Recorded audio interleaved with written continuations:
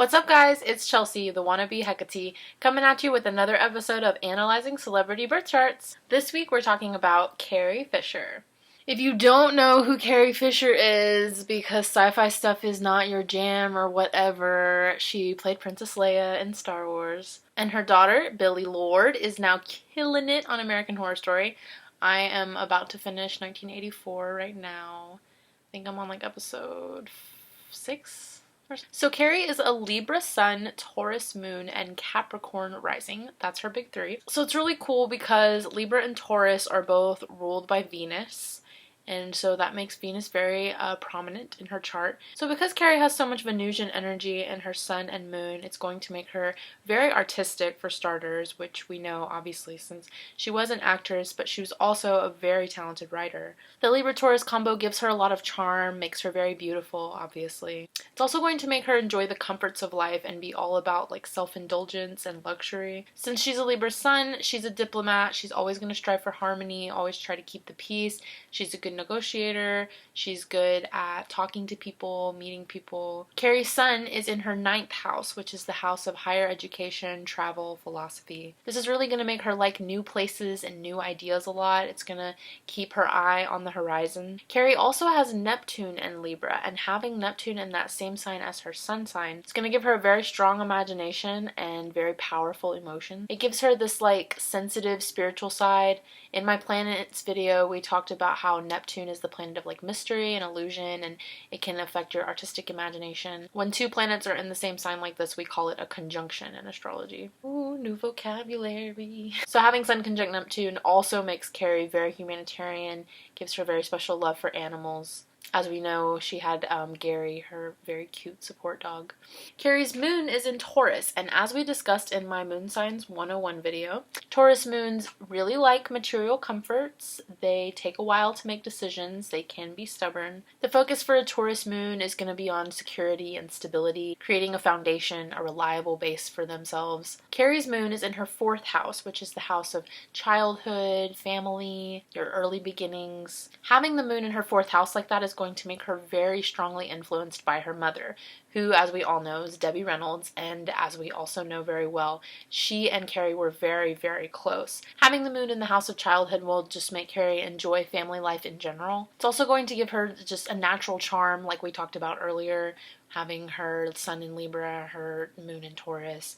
She possesses just a lot of natural charm, and you'll hear me say that a couple more times throughout the video, that like people just paid attention to her and just always had an eye on her, and she's very captivating. Now we're going to learn another new astrology term really quick. So we have all 12 signs, and we can put them into 4 groups based on the elements. The earth signs are Taurus, Virgo, and Capricorn. And what it's called when you have planets in different signs of the same element, that's called a trine. So since Carrie has her moon in Taurus, and she's got a Venus in Virgo and a Jupiter in Virgo, those are all said to be trine with each other. Now what that means for Carrie, and why I wanted to mention it in this video, because it's a very good example of how astrology is real, it gives her a good measure of personal popularity and success, which we obviously see by the fact that she was famous, she was a very good artist and actress. Having all that trine energy can also make her a little overindulgent. Carrie's rising sign is Capricorn. Capricorn risings tend to seem very serious even when they're just joking around, so they're very good at like deadpan humor. Going along with the moon in Taurus, and kind of because they're both earth signs, Capricorn risings are going to be very focused on security and stability. They're big on family, they love very deeply, they can be very loyal and protective. It's very important to Capricorn risings that their life is meaningful. Carrie's Mercury is in Libra, and as we've discussed before, Mercury is going to rule communication, how you talk, express yourself, how you gather information, study, and things like that.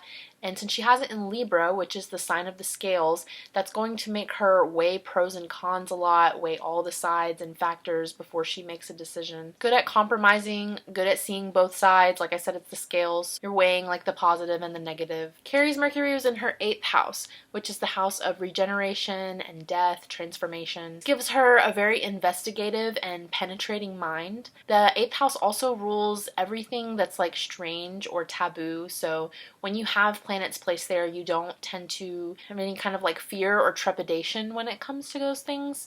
You even kind of are interested in them sometimes.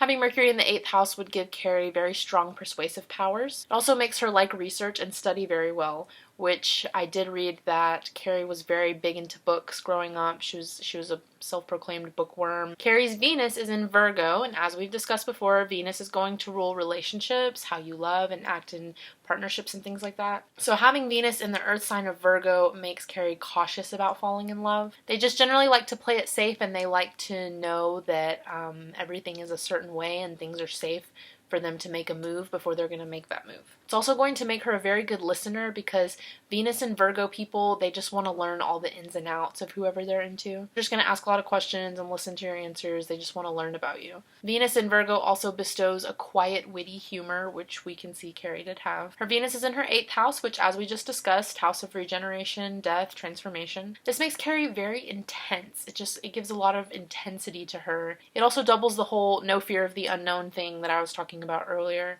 What you do fear when Venus is in your 8th house is you fear being vulnerable in love. You fear being betrayed. When Venus is in the very intense 8th house, you take a while to make the decision to commit, but once you do, you accept total devotion in return for your own devotion. Remember our new astrology term from earlier, conjunction.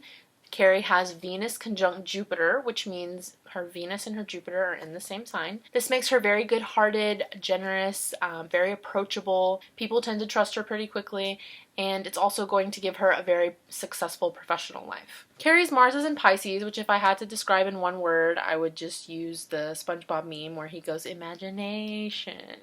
Lots of writers and artists have Mars in Pisces. It is a very artistic placement to have. Mars and Pisces people are very compassionate. As we've already discussed before, Mars is the planet of ambition, action, how you go after your goals and desires. It's a very aggressive planet, and as I said, it's about going after things, but Pisces is a very passive sign.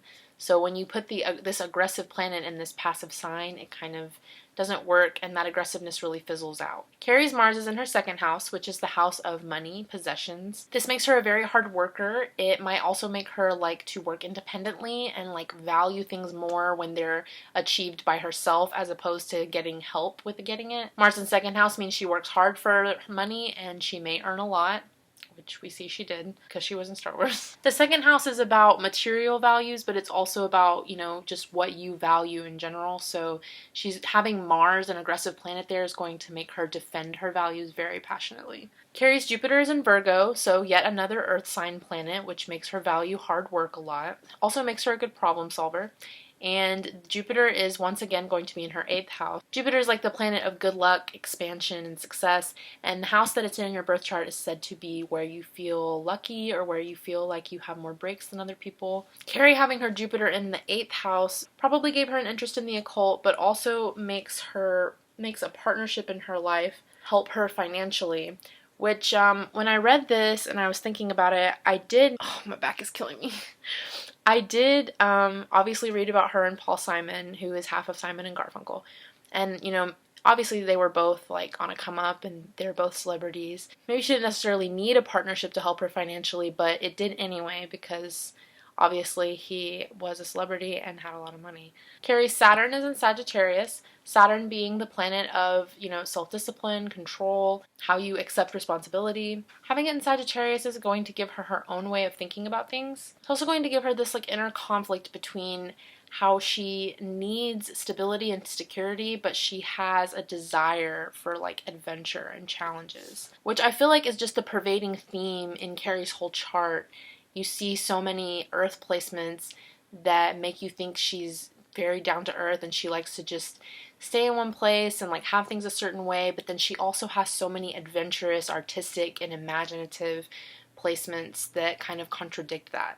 So when I finally got to Saturn and read, Saturn Sagittarius, I was like, this actually makes sense. It brings it all together.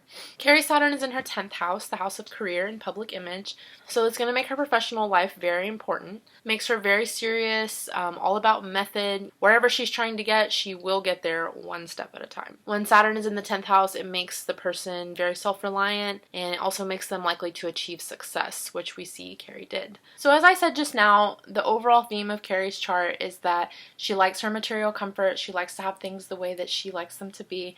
She can be sassy. She's very witty, very artistic and imaginative, We miss her so, so, so much.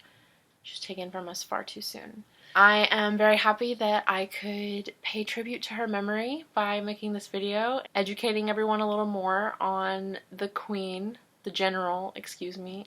If you have any suggestions on which celebrity's birth chart I should analyze next, please leave me a comment. I hope you guys enjoyed this video, and I will now be filming another video for some tarot stuff, and then I have some Instagram stuff to work on. I hope you guys are being safe out there in the crazy world. Thank you so much for your continued support. I will talk to you guys soon. Love you, bye!